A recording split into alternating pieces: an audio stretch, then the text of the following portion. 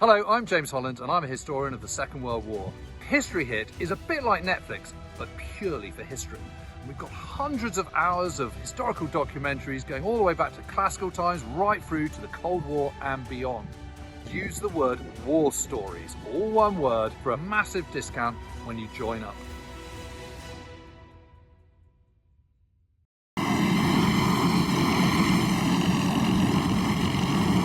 The basic combat formation of the modern land army is the division. Divisions contain all of the elements needed to wage land combat, including infantry, armor, artillery, and other supporting arms. Divisions are substantial in size, from 10,000 to 20,000 troops, with nearly 500 armored vehicles and 2,000 other vehicles. The United States Army breaks down its divisions into two groups: the heavy maneuver divisions, such as armor and mechanized infantry divisions, and the light divisions, which include light infantry, airborne, and air assault divisions. Although all divisions, from light infantry to heavy maneuver, contain the essential components needed for effective land combat, in this episode, we'll examine the rolling power of the heavy maneuver division, the largest and most powerful fighting unit on today's battlefield. It combines a deadly mixture of armored vehicles, infantry, artillery, attack helicopters, and logistic support. Two types of heavy maneuver divisions exist: armor and mechanized infantry. The names of these divisions might suggest that they are substantially different in composition and equipment. But in fact, armor and mechanized infantry units today are very similar to each other. You'll find that all the heavy divisions, be they infantry or armor, pretty much are a mirror of each other, except for one difference of one battalion, one armored battalion. We'll have a mix of Bradley fighting vehicle infantry battalions and M1 tank battalions. That mix gives us a good balance for firepower, for movement, and for communications, command and control. With that, we'll have self-propelled artillery to back them up. A 155 millimeter plus a battery of multiple launch rocket system that was so effective in Southwest Asia. There's a battery in each division. We also have an aviation brigade that includes one battalion of Apache helicopters, day-night, long-range precision weapons, and a battalion of general support aviation, Blackhawks and some Hueys. And we also include with that some of the small observation helicopters that are used to designate artillery, precision artillery fires.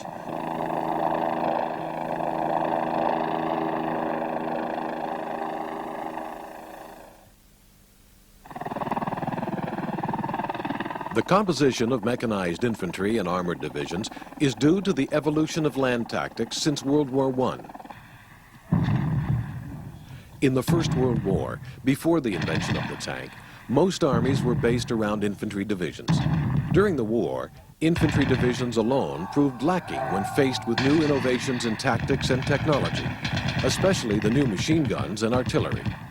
Tanks were a technological solution to part of the problem. But a greater problem remained.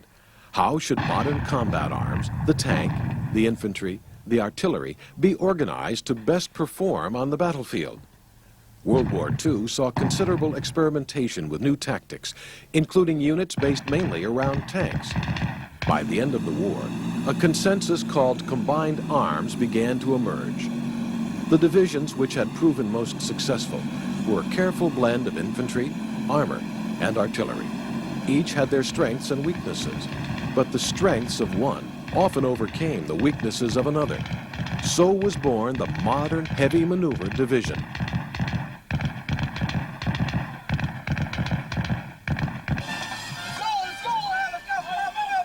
The importance of the maneuver division today doesn't mean that other forms of combat have been ignored or abandoned.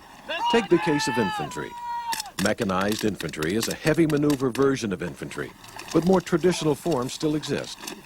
Heavy maneuver divisions are well suited to high-intensity conflicts, such as in Europe or in the deserts of the Mideast, as was so clearly demonstrated during Operation Desert Storm.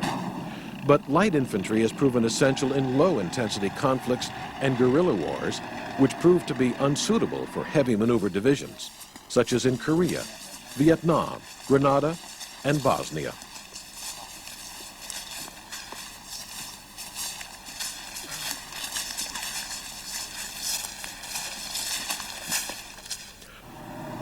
The maneuver divisions are so named for their tactical mobility, or their ability to deliver a powerful response to the heart of the action.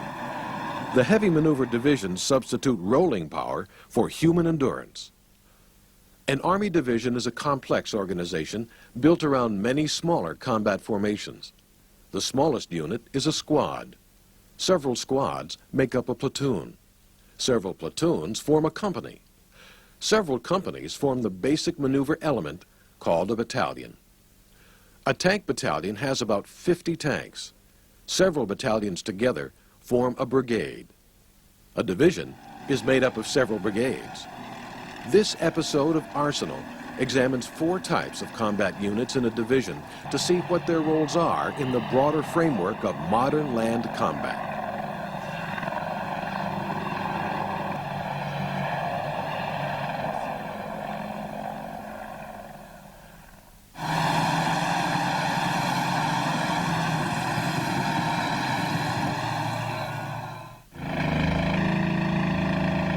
Some theorists in World War II were convinced that the tank could dominate the battlefield by itself, but it soon became quite clear that in many situations, tanks without infantry would be vulnerable.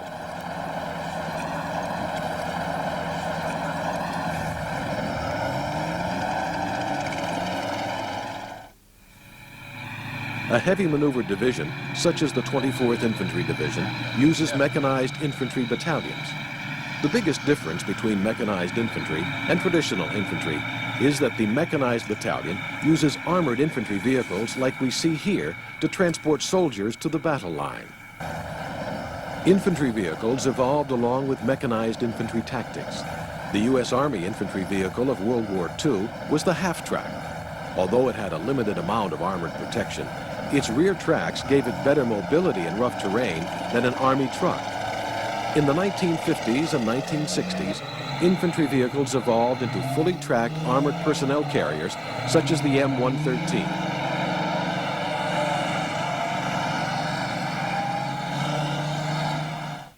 The 113 APC, Armored Personnel Carrier, was literally a carrier. It carried the infantry to the fight. At that point, they dismounted, got out, and fought as traditional infantrymen have done for centuries. These vehicles were completely armored, though not as thickly as a tank. In the 1980s, the Bradley infantry fighting vehicle came into use. The main advantage of the Bradley over earlier vehicles is its tremendous firepower. A 25mm autocannon and a pair of tow-guided anti-tank missiles on the turret. Today's armored infantry vehicles, such as the Bradley fighting vehicle, are far more effective than their predecessors. They provide greater cross-country mobility and offer superior firepower. Earlier infantry vehicles were armed with only a heavy machine gun. The Bradley has a 25mm cannon, anti-tank missiles, and firing ports for its infantry passengers. The older generation had armor that was barely adequate to stop machine gun fire.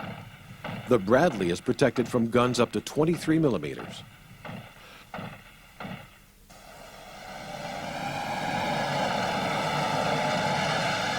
The Bradley's built in 2 versions, the basic M2 Bradley infantry vehicle and the similar M3 Bradley cavalry vehicle. The cavalry version is used for scouting missions and carries fewer troops in the rear compartment.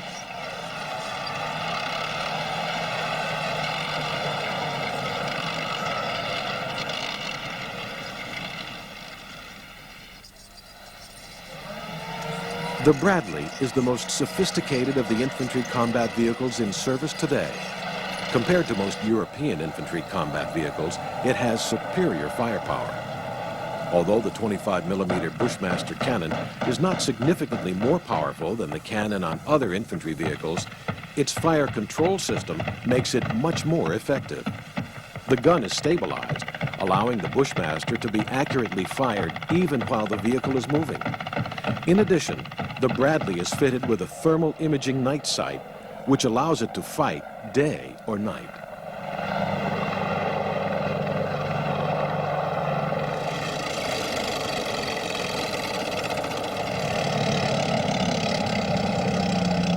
Such weapons represent a general trend in the evolution of infantry firepower. Since World War I, the infantry squad has grown smaller. but its firepower has grown immensely. In the First World War, a typical infantry squad was 20 or more men armed only with rifles. An infantry squad in a Bradley has 7 men, 2 of them armed with squad machine guns, and the rest with assault rifles. In addition, the squad can carry a Dragon anti-tank missile, as well as other weapons such as anti-tank rocket launchers. But the heaviest firepower is on the vehicle itself. Besides the Bushmaster cannon, the Bradley also carries 2 TOW missiles, which are capable of destroying nearly any tank on the modern battlefield.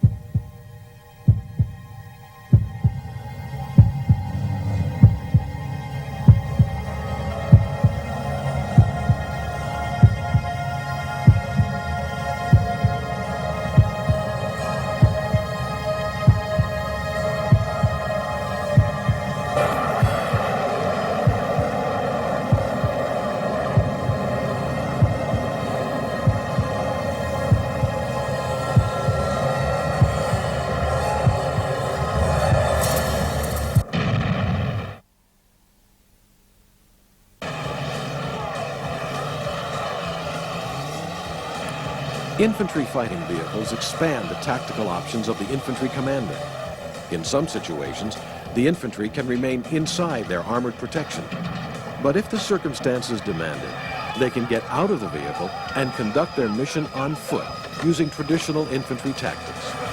The Bradley's infantry squad enters and exits from a large drop-down ramp at the rear end of the vehicle.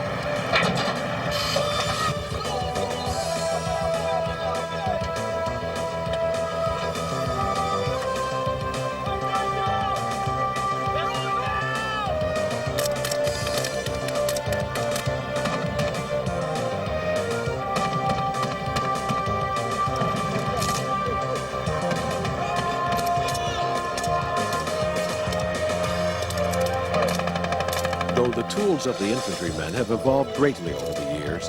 Their mission has remained one of the enduring realities of land combat. Once the infantry leave the armored shelter of their vehicles, their task remains to close and engage the enemy in combat on foot. Even in an age of rolling firepower, the foot soldier remains the anchor of all land battle tactics.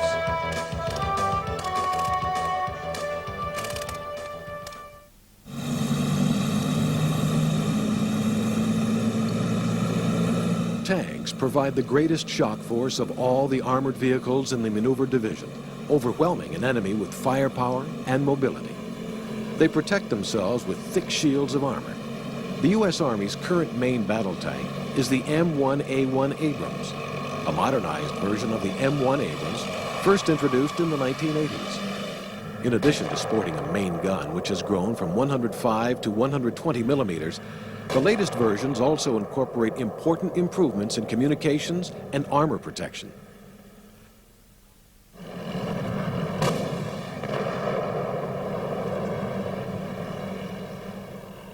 As imposing as such a tank is, there is still the need for close cooperation between the infantry and the tanks on today's battlefield. One of the threats that most worries tankers is the enemy infantryman armed with small, portable anti-tank rockets and missiles. When enemy infantry is present, tankers need friendly infantry.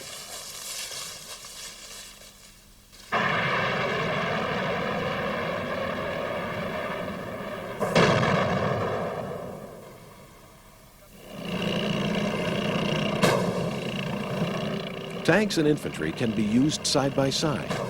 But normally, combined arms tactics means using tank units and infantry units. For example, a company of mechanized infantry and a company of tanks operating on the same mission. When used in such a fashion, the geography and enemy dispositions will dictate the tactics.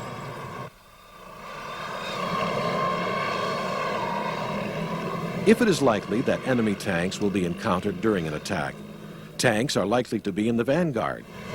The tank's unique combination of armored protection and firepower makes it an ideal antidote to enemy tanks. Though infantry vehicles can withstand heavy machine gun fire, they're not well protected against heavy tank fire. On the other hand, if the enemy is heavily dug in with infantry and anti-tank missiles, the infantry vehicles are likely to be in the lead. They will disembark their teams away from the enemy lines, and the battle will be conducted on foot. The infantry vehicles and tanks will provide covering fire from the distance, using their superior mobility to exploit the breakthrough when the enemy defenses are overcome. The composition of a combat team is also dependent on terrain. The ultimate aim is to configure the combat team to provide the maximum flexibility and strength, overwhelming the enemy with a shattering combination of armor, mobility, and firepower.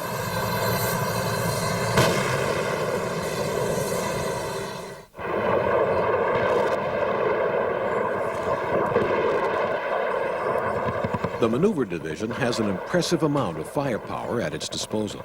Besides the direct fire provided by the guns from the armored vehicles, indirect fire from artillery battalions and the firepower of attack helicopters can further contribute to the combined arms battle. Artillery has long been called the king of battle. Artillery can pound enemy positions before an attack, gravely weakening an enemy. In maneuver formations, such as the 24th Infantry Division, the firepower is concentrated in the Field Artillery Brigade.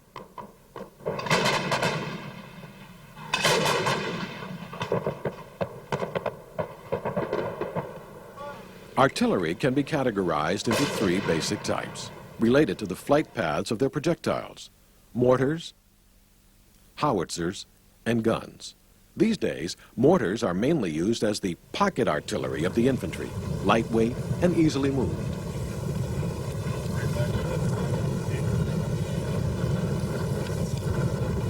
Howitzers are the most common weapon of the regular artillery, varying considerably in size and appearance.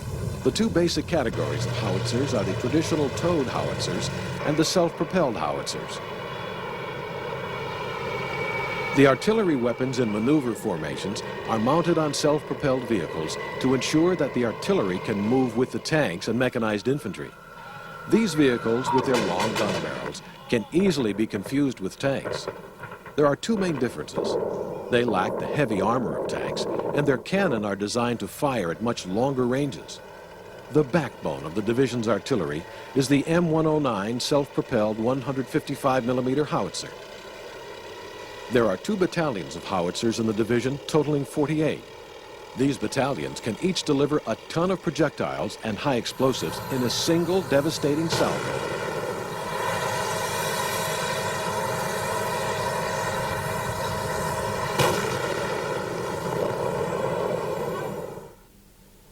In recent years, a new vehicle called the FAST-V has been developed for the artillery. The FAST-V is an armored ammunition handling vehicle. In the past, ammunition for the M109 was brought forward by unarmored vehicles, which were vulnerable to enemy fire. The new FAST-V better protects the ammunition and has handling equipment inside, such as a conveyor belt, to speed the loading of the M109 howitzer. One of the most significant technological revolutions in artillery has been the advent of new computer navigation equipment. The accuracy of artillery is very dependent on knowing precisely where the artillery is located in relationship to the enemy target. In the past, this was done by laborious and time-consuming surveys. Newer systems, like the improved M109 Alpha 6 Paladin we see here, contain their own positioning systems. Previously, howitzers had to be clustered together at a surveyed site. Their proximity to one another made them vulnerable to enemy counter-battery fire. But with their own automated navigation equipment, the self-propelled howitzers can roam the battlefield independently. This makes them far less vulnerable to enemy artillery fire and immensely increases their survivability against other modern artillery systems. In addition, the computer-assisted navigation data makes it possible for the artillery crew to aim and fire their weapon much more quickly. This greatly enhances the firepower of the field artillery.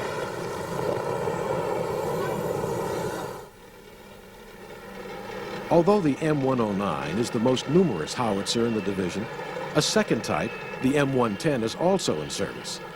The M110 is a 203mm howitzer which provides heavier firepower. It can fire normal ammunition 12 miles and rocket-assisted ammunition up to 18 miles. The projectile fired by the M110 is about double the weight of the M109s.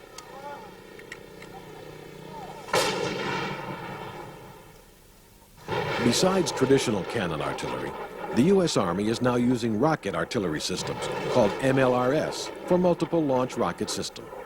The main advantage of rocket artillery over traditional cannon artillery is range and firepower. The rocket artillery can reach targets further away and with a much greater high explosive payload. The rocket system is mounted on an armored tracked vehicle derived from the Bradley infantry vehicle. Each launcher vehicle is equipped with 12 rocket tubes. Each individual rocket is armed with 644 submunition grenades. A single rocket can devastate an area the size of a football stadium.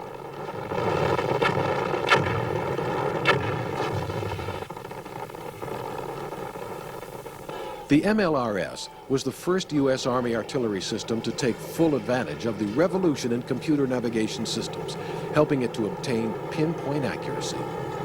Each launcher vehicle has its own onboard navigation system. At the beginning of the mission, the vehicle drives up to a pre-surveyed spot where it obtains its location data. From that point on, the navigation system automatically keeps track of where the vehicle is located. When target data is received by the launcher vehicle, it's inputted into the vehicle computer. The computer then analyzes the target data and its own location data, resulting in a solution to automatically aim the rocket launcher at its target.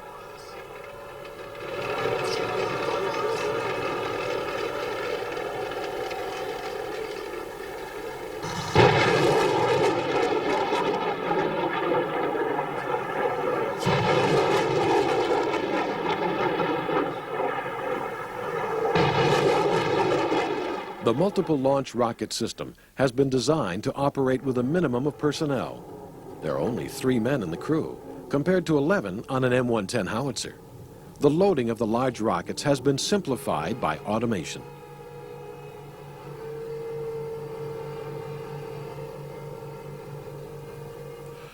Helicopters have added a new dimension to the classic maneuver division.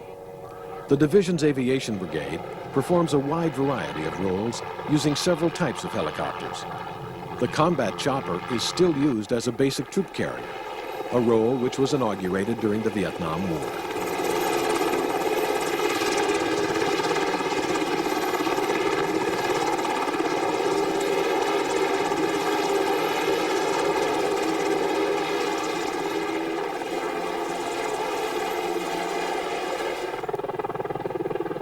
Helicopters also provide heavy lift capability, providing transportation for vehicles and light artillery to areas otherwise unreachable. The most recent role performed is that of the attack helicopter, exemplified by aircraft such as the AH-64 Apache, which serves with the division's attack helicopter battalion.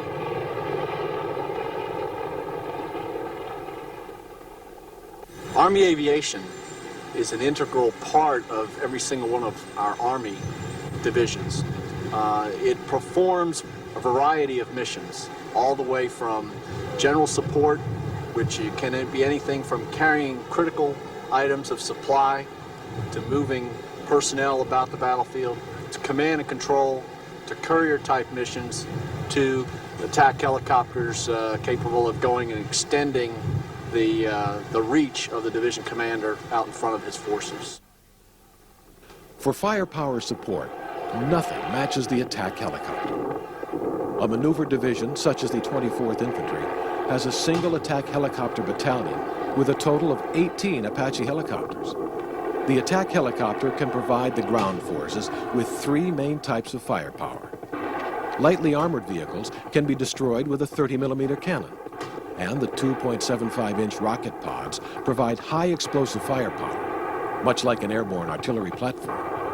But the most lethal weapon in the attack helicopter's arsenal is the anti-tank missile. The Apache carries the Hellfire missile. It is laser-guided, having a range in excess of 5 miles, and able to destroy any tank in existence.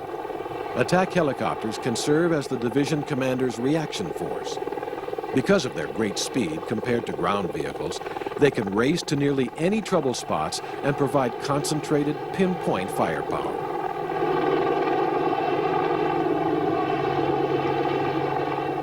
If it's within artillery range, I think the commanding general would use artillery and his ground forces to take care of it.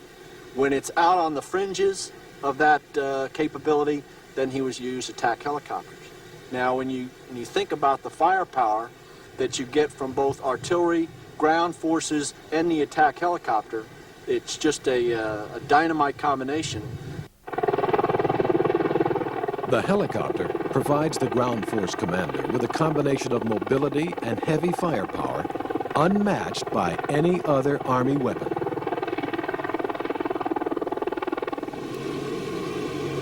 For an Army to effectively employ its rolling power, it must train realistically.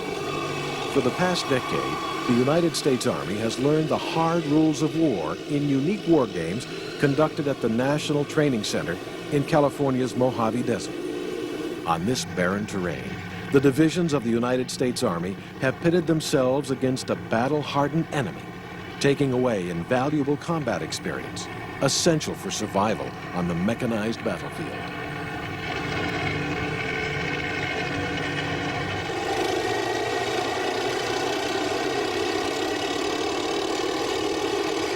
For centuries, armies have practiced the difficult art of war by peacetime training. The more realistic the training, the more effective the learning. Modern mechanized warfare has proven especially difficult to practice with its vast scale and its complex blend of infantry, armored vehicles, artillery, and aircraft. In the 1970s, advances in laser technology opened new opportunities to safely and realistically simulate modern weapons during training. Like a modern gun, laser beams travel in a straight line and hit with pinpoint accuracy. Unlike a gun, low-power lasers do no damage to the target they hit. Advances in laser technology led to military training systems such as MILES, the Multiple Integrated Laser Engagement System.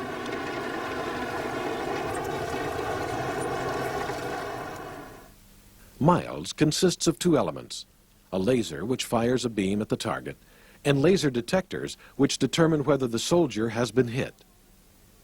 The MILES harness and the halo is simulated for battle purposes to tell when a soldier gets shot or injured.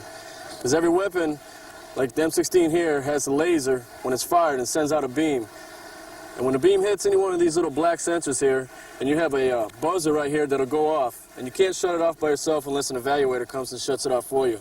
And that goes the same with the halo right here. If it hits you in the head anywhere here, then it automatically sets off this sensor right here, and you're dead.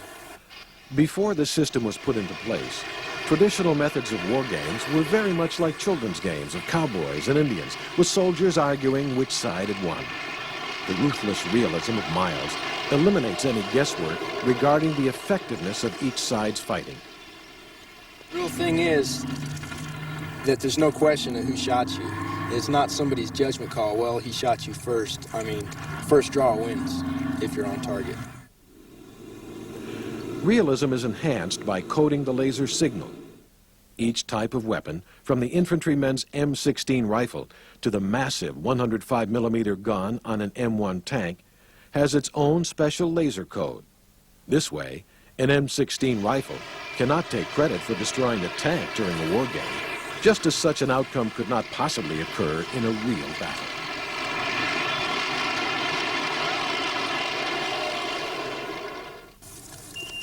A small buzzer on the infantryman's back is set off when he's hit by an opponent's laser. On armored vehicles, a flashing yellow beacon light signals that the vehicle has been knocked out. The MILES computer then shuts off its laser transmitter so the armored vehicle can't fight any longer. Lasers are invisible, so blank ammunition is used by infantrymen to simulate firing. Tanks use a small explosive simulator to mimic the flash and smoke of a real battle, since blank ammunition is not practical for their guns.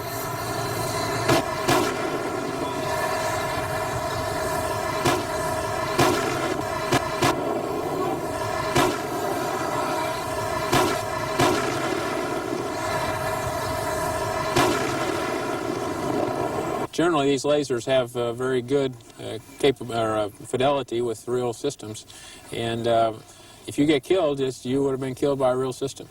I I'm very much in favor of it. I don't know of a better way to do it. It's an excellent training aid. In the late 1970s, while recovering from the Vietnam trauma, the Army's focus shifted back to its main mission of defending Europe from the massive forces of the Warsaw Pact. Taking a cue from the Navy's Top Gun program, the Army planned a realistic training area to teach soldiers to fight outnumbered and still win.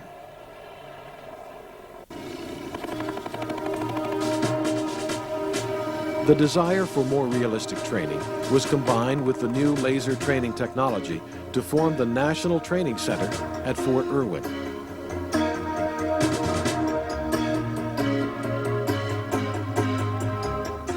Fort Irwin is located in southeastern California, in the Mojave Desert, south of Death Valley.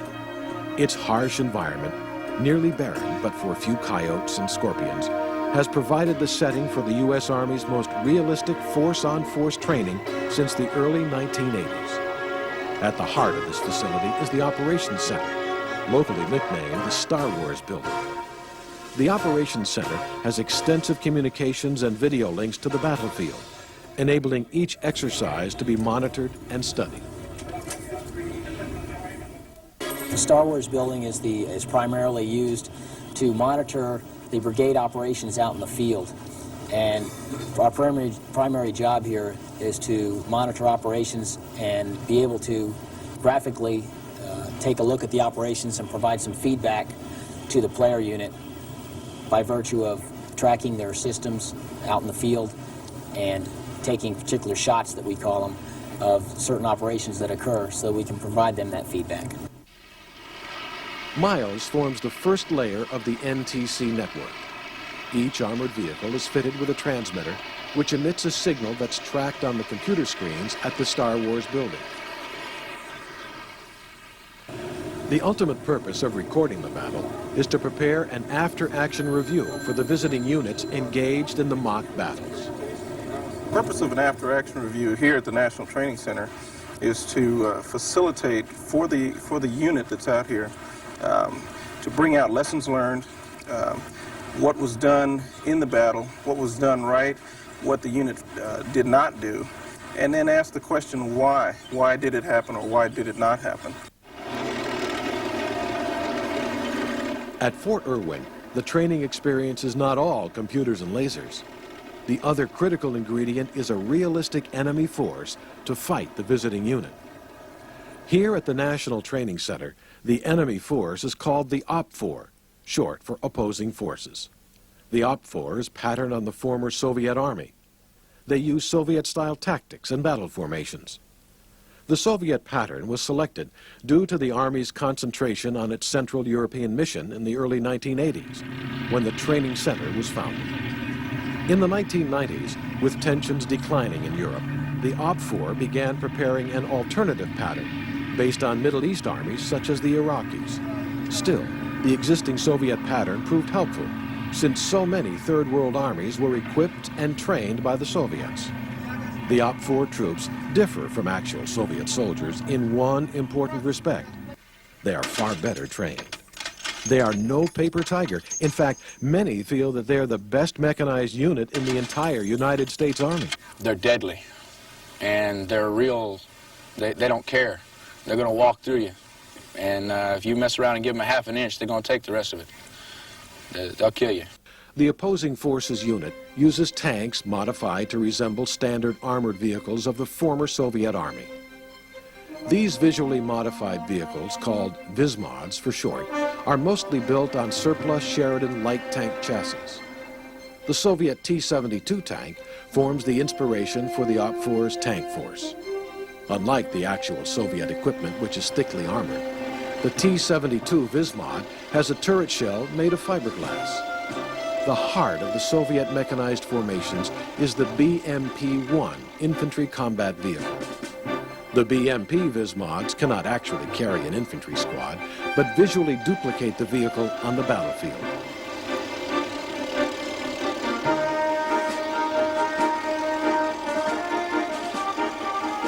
Enemy mechanized columns are protected from air attack by Shilka anti-aircraft vehicles. The Vismods at Fort Irwin are remarkably similar to the Soviet originals, even though their fearsome array of 4 23mm cannons are nothing more than simple steel pipes.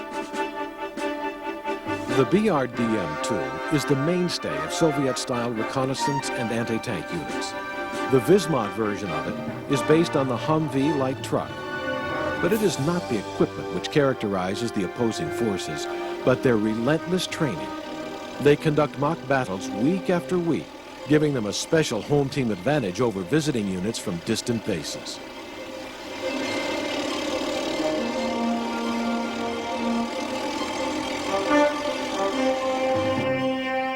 The opposing forces units not only have the advantage of training and terrain, they often have numerical advantage. The purpose of training at Fort Irwin is not to stage a fair fight between equals. It's to subject the visiting team to an experience which mimics the real confusion and stress of modern war. On a cool November afternoon, we visit the base camp of the OPFOR as they plan an attack on a visiting unit from the 4th Infantry Division from Fort Carson, Colorado. The visiting units are designated as the Blue Force. The OPFOR headquarters is located in the cusp of a rocky mountain to keep it hidden from the prying eyes of enemy scouts.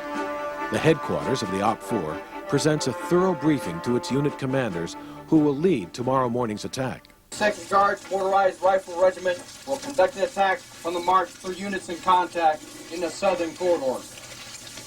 To orient you to the map with the operational graphics and control measures used for this operation, the operational area consists of northern boundary TV Hill, Teefert Mountains, John Wayne Foothills, and Hill 824. In the south, the southern boundary consists of the Hill 909 Complex, the Southern Wall, the Whale, and Red Pass. Phase lines used for this operation, LDLC is phase line RIP with main phase line in sectors. Smash, grind, kill, cut, stab, and crush.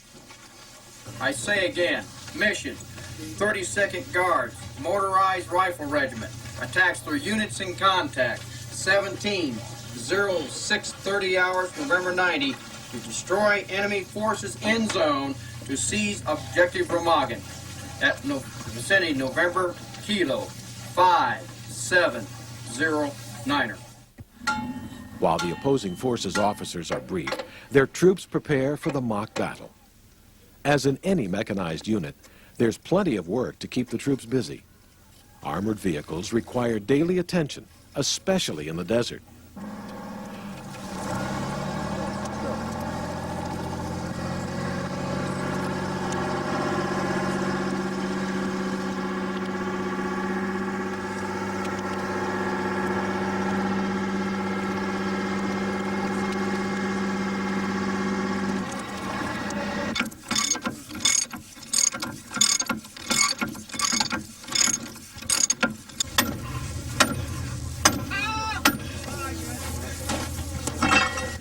With a hard day's work done, most of the OPFOR troops bed down for the night. But there's no rest for the scouts, who head out into the desert to reconnoiter the enemy Blue Force positions in preparation for the next morning's battle.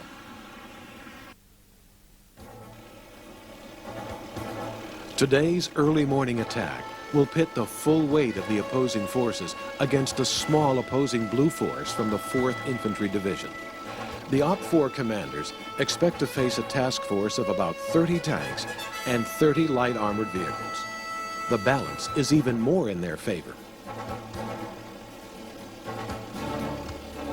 40 of their tanks facing 13 Blue Force tanks, 118 infantry vehicles against 13 Blue Force vehicles, and 9 anti-tank vehicles against 9 Blue Force vehicles. The OPFOR attack will begin with a feint by a forward detachment into the northern sector of the battle area, nicknamed the Valley of Death. The forward detachment numbers about 25 armored vehicles. Then, the main attack will come in the south, through a mountain pass between Furlong Ridge and a small mountain nicknamed the Whale. Small skirmishes by scout units the night before have preceded the main battle. Reconnaissance is an essential prelude to battle.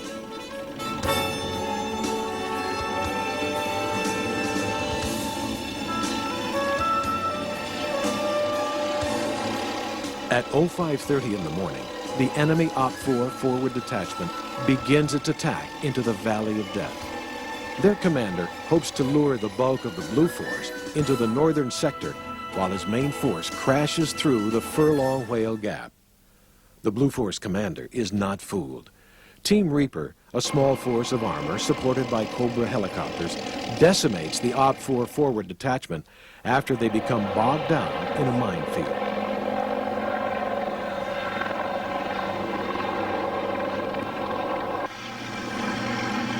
At 06:30, the main enemy OPFOR battle group heads out in narrow columns toward the Furlong Whale Gap. The dust kicked up by the lead vehicles will obscure those following behind, making it difficult for the Blue Force to gauge their size.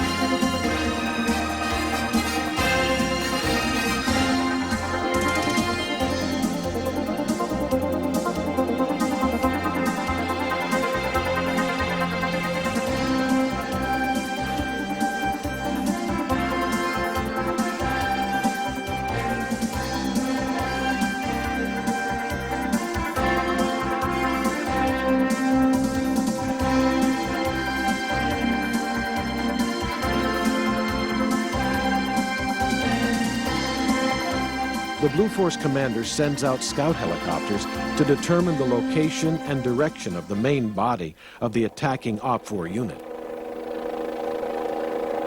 Helicopters are the modern counterpart of traditional cavalry, able to cover the flanks of the army with their speed and mobility.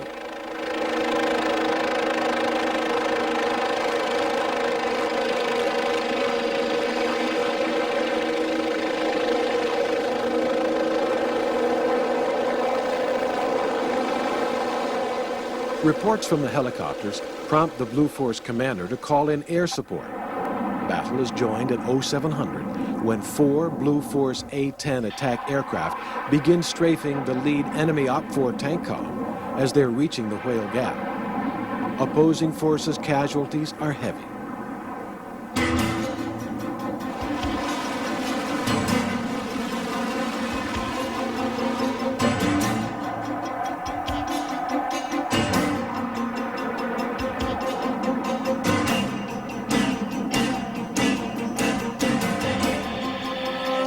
The first enemy OPFOR tanks in the Whale Gap are destroyed by mines. In moments, laser beams crisscross the desert in invisible fury as the two armored forces begin their laser duels.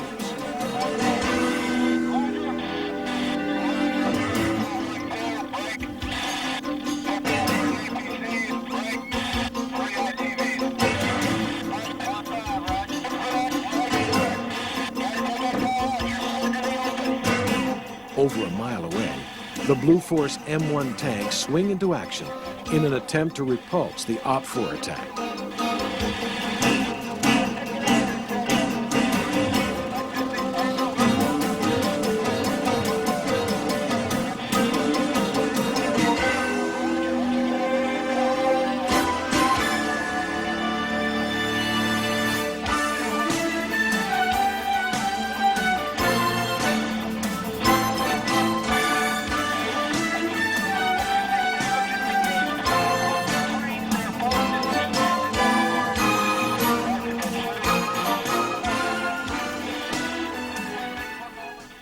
They came through and hit the obstacle. The Whale's Gap itself was smoked. They came through, the first couple of vehicles came through 4 or 5 at a time, and we hit them. Then the masses came through. And what they did is they found out where we were at from where we were shooting, fixed us, held us in place and got our attention there, and the rest of them just came around them to the left flank and just walked right on through. And that's the doctrine that it should be. They've studied the tactics and they work on it. And when they come at you, they mean business. I mean, it's not like a bunch of vehicles coming at you and saying, okay, well, you killed me, no biggie. No, they'll maneuver, they'll zigzag, they'll come at you, they mean to kill you. It seems like they come out with an attitude that they're here to just wax everybody that's in front of them. It's not like they're just here like a training tool. They come out here to train, they come out here to kill you. After intense fighting, the enemy opposing forces unit has overwhelmed the Blue Task Force. But few OPFOR vehicles have reached the objective due to the Blue Force's tenacious defense. We killed, I believe, 40 to 50 tanks, and then about 80 to 90 light armored vehicles. My combat power was 13 tanks starting out because of prior missions, and so I was extremely pleased with the way the task force did. And the soldiers, particularly at their level, observed the standards and did well. As the war games end, the Blue Force soldiers will return to their home base, knowing that they have faced the best. The lessons learned have been priceless. In actual combat, these lessons would have come at a very high cost in men and machines. Realistic training is as essential as high-tech weaponry on today's mechanized battlefield. This training has prepared the U.S. Army for an even greater challenge in another desert far removed from these bloodless laser war games. There is no better way to demonstrate the rolling power of combined arms than to see how it performs in actual combat. The 24th Infantry Division spearheaded the attack of the 18th Corps during Operation Desert Storm in 1991. One of the division's toughest battles took place after President Bush's declared ceasefire. Iraqi units violated the ceasefire and tried to break out of the encirclement at the Ramallah oil fields near the city of Basra.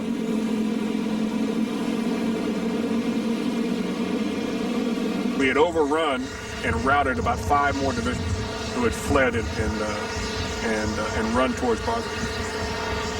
We did security operations for about 2 more days, and on the morning of 2 March, the Hammurabi Division attempted to break out of the Basra area, engaged our security elements in direct fire, and whereupon we sealed them into a pocket. The Iraqi forces intended to break out of the Ramallah pocket across a causeway leading back into central Iraq. They substantially outnumbered the task force of Lieutenant Colonel Ware standing in their way. And I request permission to return fire because my Charlie company was in danger, and he would have been the guy that would have been really, if you want to say, hit hardest because he was closest to the southern edge of the Ramallah oil fields. Colonel Ware reported that the Iraqi armored vehicles had turned their weapons against his units and that there were explosions on the ground nearby. The brigade headquarters authorized Colonel Ware to return fire. We had artillery seal off the southern end. MLRS and then 141 did some firing down there too. And up in the north, we had the Apache helicopters seal off the northern end where these guys were getting across the bypass in the causeway that we didn't know was there. The Iraqis were retreating across a bypass on a causeway which was supposed to have been destroyed. We rolled into the battle position. Alpha Company was already engaging targets. They were almost out of weapons and ordnance. So we relieved them on station. They broke for fuel. We occupied the battle position and continued the battle, so there was no delay in the firepower that was being focused on those targets in the Ramallah oil field. Bravo Company stayed there on line. We were in the battle position for no more than 25 minutes. Every aircraft I had fired almost all of its weapons.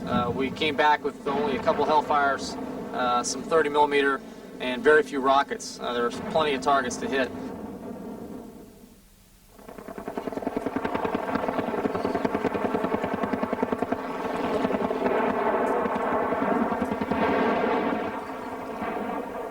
With the Iraqis tied down by the infantry and the causeway sealed off by artillery and helicopters, Colonel LeMoyne ordered one of his battalions to counterattack.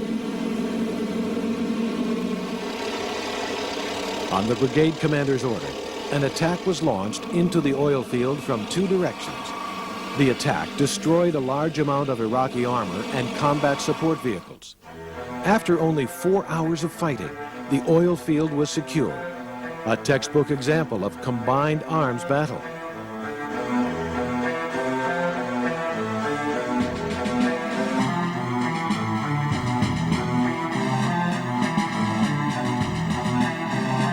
As was so clearly demonstrated by the 24th Infantry Division in the Gulf War, the power of modern armies depends on a combination of technology, training, tactics, and organization. High-tech weapons alone cannot win wars. Rigorous and realistic training, effective organization, and skillful leadership are equally essential. It is this dynamic combination that gives the Heavy Maneuver Division its rolling power.